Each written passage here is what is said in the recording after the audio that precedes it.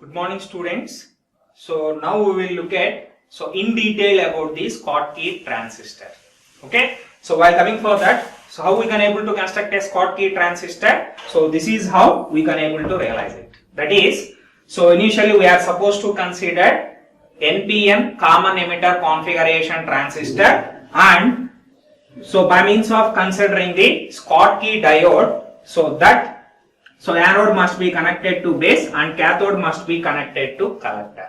Okay. So this is the arrangement we are supposed to consider to realize a Schottky transistor. Combining these two equivalently, we can able to represent such as like that. Okay. Now let me explain the in detail operation of how by means of placing this particular Schottky diode, so it can able to make sure that this transistor should not enter into the saturation state.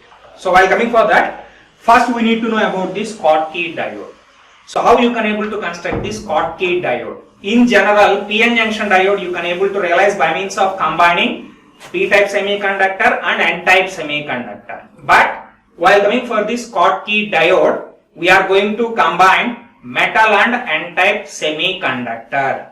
Okay. So to realize this Schottky diode, we are going to consider metal and N-type semiconductor. By means of combining those two, so we can able to realize a Schottky diode. Then why we have to consider such as like that? Okay. So while coming for Schottky, combining those two, the voltage drop we can able to get a value of around 0.2 or 0.25. So that is the main advantage of considering this particular Schottky diode. While coming for the ordinary PN junction diode, where voltage drop, that is what diode drop is 0.6 volts. And here by means of combining metal and N-type semiconductor, so we can able to decrease that particular voltage drop to 0.2 or 0.25. Okay. So in that case, wherever we require applications such as voltage drop must be less, in all those applications we can able to prefer this type of Schottky diode. So that is the main intention why they constructed that particular Schottky diode, to reduce the voltage drop from 0.6 to 0.2. Okay. So here we placed that particular Schottky diode in between base and collector. So because of that, what happens in general, so at the input side IB is going to present, and this one by means of drastically increases at one particular point, this VCE is going to enter into the saturation state. That's what we discussed without considering that particular Schottky diode. So now by means of placing this particular one in between base and collector of common emitter configuration, so now what happens?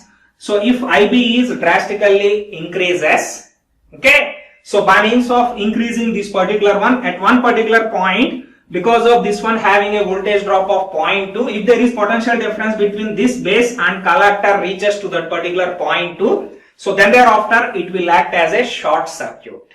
Okay. So now at that particular point, what happened? Whatever voltage appeared over here, same voltage will be appeared over there. By means of that, okay, so collector voltage is, so always it consists of a high value. Because of that, if you find out the VCE, it should not get a minimum value which is equals to 0.2. So this is how we can able to overcome the drawback. Okay. So drawback of previous one by means of placing a Schottky diode over there. So whenever this becomes forward biased, so it forms a short circuit. By means of that, whatever voltage current that is directly propagated to the collector, by means of that it is going to increase the voltage at the collector. So because of that, if you find out the VCE, so we can able to maintain a value which is greater than 0.2. Okay. By means of that, we can able to make sure that, okay, this transistor is not going to enter into the saturation state. And also because of that reason, we can able to overcome the storage time. Okay, storage time we can able to eliminate. Because of that, overall propagation delay of that particular circuit also we can able to increase. So that is what the detailed explanation of this particular one. So combining these two, we can able to represent Schottky transistors such as like that. So with this particular symbol, in general transistor in a straight line we are going to represent. So at the edges like this you are supposed to represent. So to differentiate both ordinary transistor and Schottky transistor. Okay. So that's what regarding this particular one.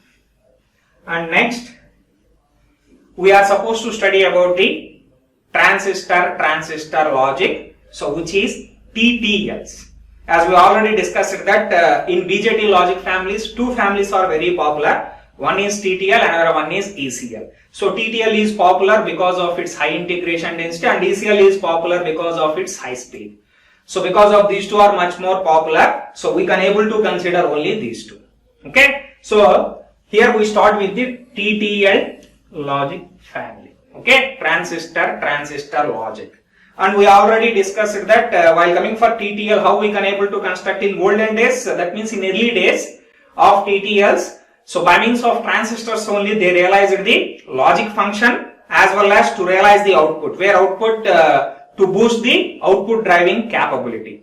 But new TTL families, they are developed by means of using diodes. They constructed so to realize the logic, they can by means of using the diodes, they realized the logic's functionality, and by means of using transistors, so at the output side they can able to get to boost the output drive capability.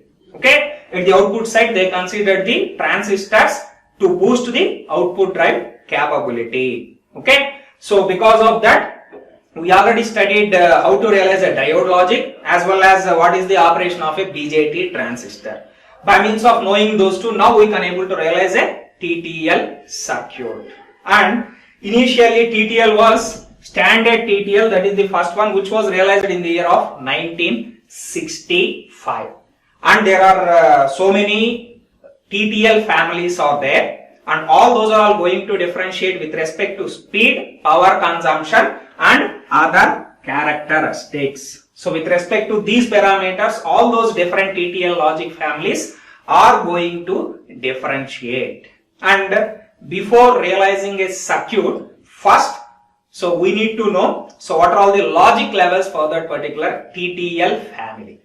So like in CMOS, as we described initially, 0 to 1.5 consider it as low, and at 3.5 to 5 consider it as high. In the same way, so there are some common logic levels are defined. So while in the case of TTL technology, so those levels are, while coming for low, so whatever value so is present in between 0 to 0.8, so that one it can able to consider it as a low value. Okay, and whatever value is going to present in between 2 to 5, that it can able to consider it as high value. And one more point is, here also we consider the power supply voltage as 5 volts. So in that regard only, according to that we divided the logic levels. So while coming for that, because of we consider plus 5 volts is the power supply voltage, 0 to 0.8, this region we can able to consider it as low region, and 2 to 5 we can able to consider it as high region, and obviously in between 0.8 to 2, so we can able to consider it as the undefined region. So this is the logic level that we considered while in the case of TTL family, if you consider the plus 5 volts as the power supply voltage. Now with this knowledge, now we can able to realize circuits in TTL. So here we are going to discuss how to realize a 2-input NAND gate. Okay, so here we are supposed to realize a 2-input NAND gate, and like our discussion in the previous class, 2-input NAND gate, how you can able to realize. First we are supposed to realize the 2-input AND gate. After that, that output must be connected to inverter. And also I mentioned a point that so whenever 2 diodes must be cascaded, that means 2 circuits must be cascaded, in between amplifier must be placed, okay, to improve the outputs. Okay, considering those points, first here we realized an 2-input AND gate. So this circuit already we drawn over there. So considering this particular single resistor and these 2 diodes, so here the diodes they consider it as Schottky diodes. Okay, so coming to this, by means of placing 2 Schottky diodes in parallel, and anode must be connected to power supply through this particular resistance R1, and at the cathode side we are supposed to apply the inputs. Those 2 inputs we can able to consider it as XY.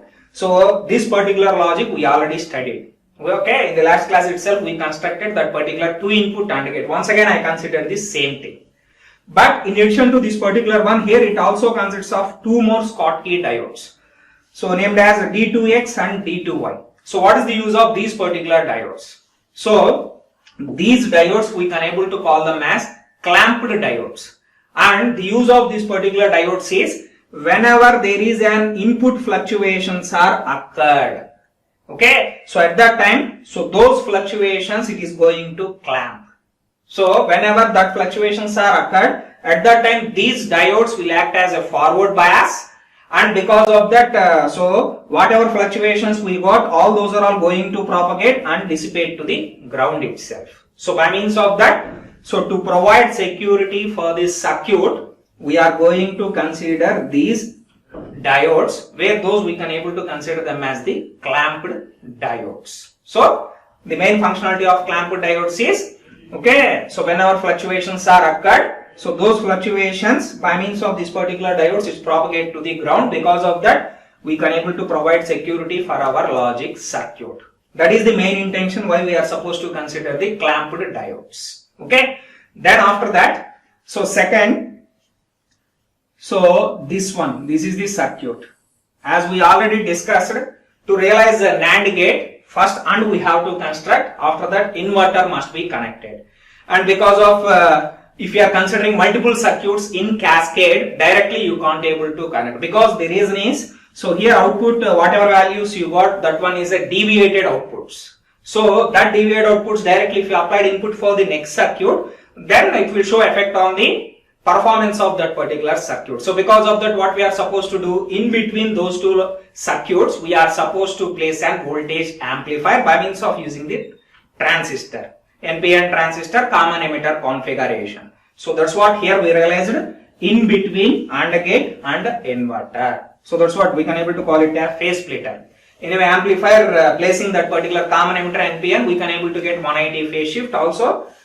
Okay, there must be a increase. It is going to amplify the input voltage, whatever we are going to get over here. Because of previously we already discussed that by means of considering two input AND gate, output logic levels, what are all the values we got?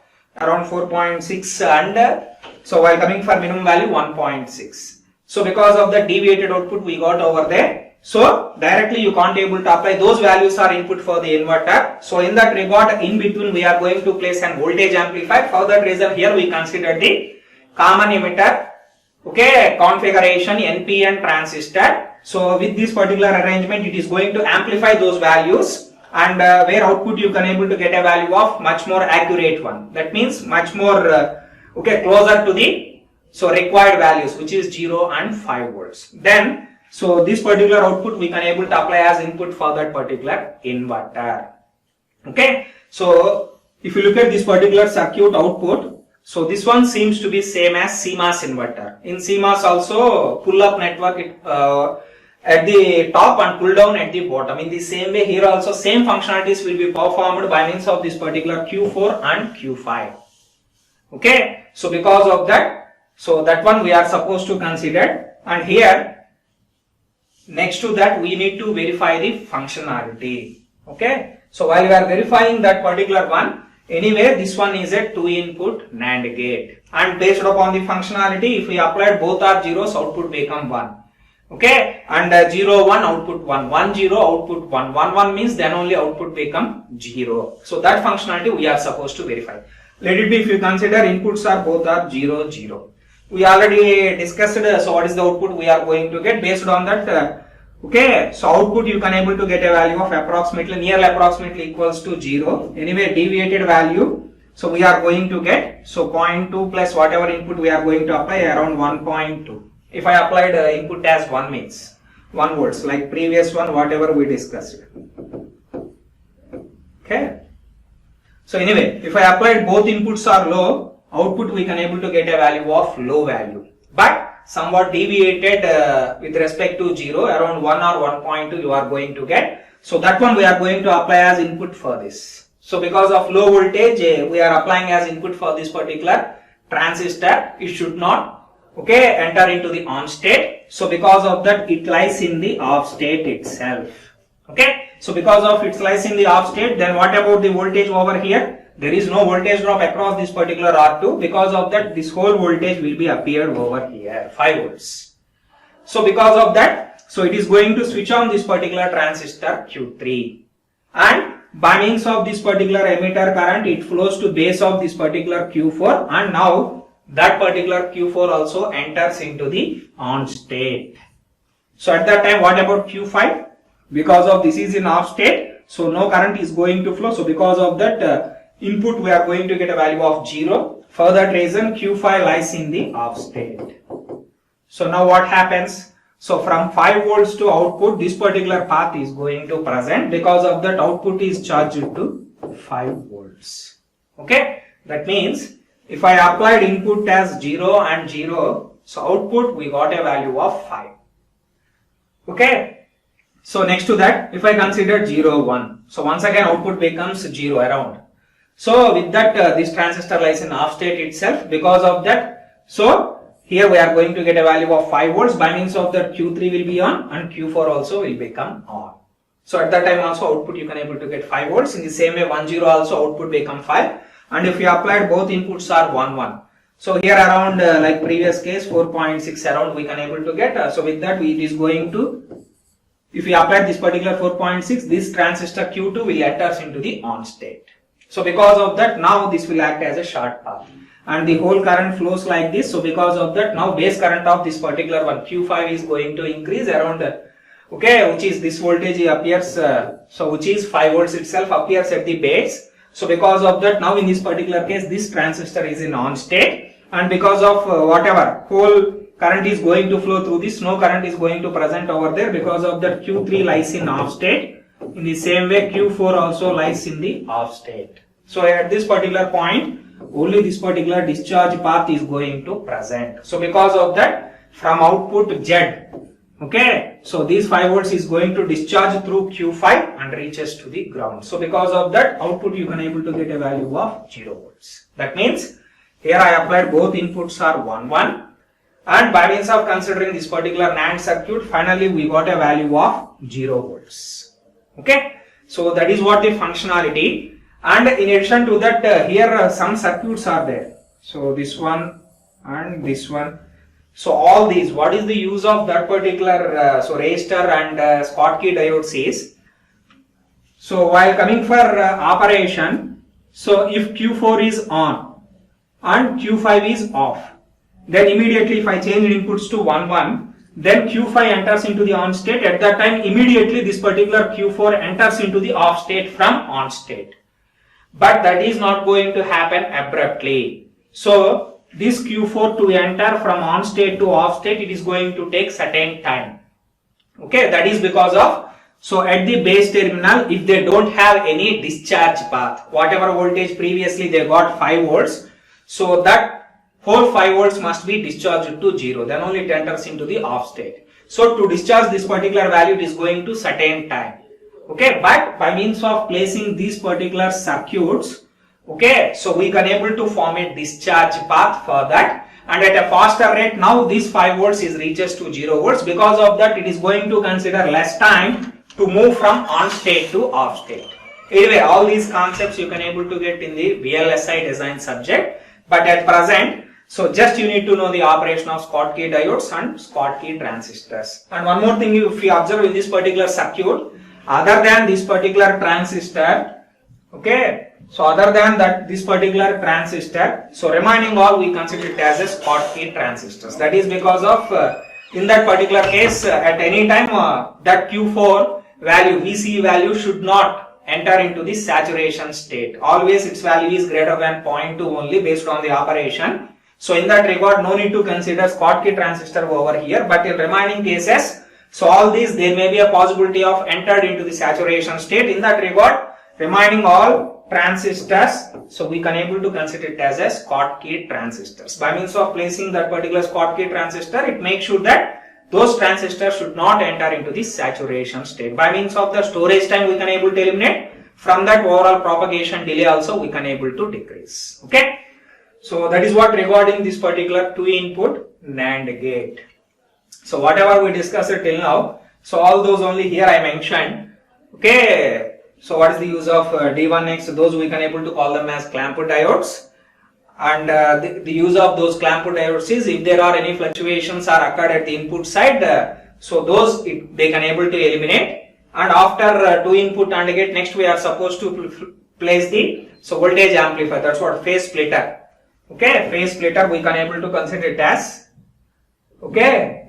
phase splitter. So the operation of that particular one is to improve the output voltage levels, and after that output stage, where in this particular case that is what inverter operation, and that inverter itself we can also call it as a totem pole or push pull output. We can able to call it as so this is what totem pole or push pull output, where that particular functionality seems to be same as CMOS inverter. At any time only either Q4 or Q5 is going to on, but those two transistors should not enter into the on state at the same time. So because of that we can able to call it as totem pole or push pull output. And this is what the tabular form for that function table. So based upon the whatever we discussed previously, based upon these particular inputs, those transistors will be, some of the transistors will be in on state and some of the transistors will enter into the off state. So based on that you can able to get output as either high or low. So that is what regarding the TTL 2 input NAND gate realization. And while coming for this, here we are going to look at, till now, whatever values we are supposed to apply for the transistors, directly we applied the ideal inputs itself. So we ourselves itself directly drive those inputs. But if multiple circuits are cascaded with each other, then obviously that first circuits need to drive the input of the second circuit. So in that regard, how this particular primary circuit is going to drive the input of this particular secondary circuit, that we are supposed to verify over here. So how it can able to make this input as low, and how this particular circuit make this input as high. So that is what we are supposed to discuss. If this is the first circuit, then directly from the outside ideal voltages we can able to apply. But if this is the case, when one circuit is driven by another circuit, so this is a driving circuit, this is a driven circuit. If this is the case, how this particular circuit, apply input for this particular one as low and also high. So that's what here they mentioned. Suppose if I want to get this particular value as low, that means that circuit input, this circuit need to make it as low. So how we can able to achieve is, this particular transistor enters into the on state based on the inputs that we applied. So once if it becomes in on state, now what happens, whatever value present over here before, so now here for this particular Schottky diode, on the anode side it connected to 5 volts, and at the other side, because of this path is exist for that, so it was connected to ground terminal. For that reason this particular Schottky diode enters into the on state. It becomes forward biased, because of that it enters into the on state. So then thereafter a current is going to flow by means of like this, and finally it reaches to the ground terminal. So by means of that, here we are going to get a value of minimum value. So which is voltage drop across this particular one. In this particular case it is around less than or equals to 0.35. By means of this, by means of forming this particular path, so we can able to maintain a low value at the input side of the driven circuit by means of the driving circuit. So this is how we can able to get a low input at the input side of this particular secondary circuit. So in the same way, next we will look at how this particular driving circuit make high value at the input of the driven circuit. That we will consider next. So coming to this, now here we are supposed to get a value of high value. So for that, whatever the driving circuit in that Q4 pull-up transistor is going to on. So because of that, now what happens? Now there is a path exists from this particular point to, this one. At this particular point, this diode gets reverse bias. So because of that, only leakage current is going to flow across this one and this one. This one diode also connected to this particular point itself. So now these two Schottky diodes enter into the reverse bias. So because of that, only some leakage current is going to flow. That's what we indicated. That current and this current represented with a leakage current.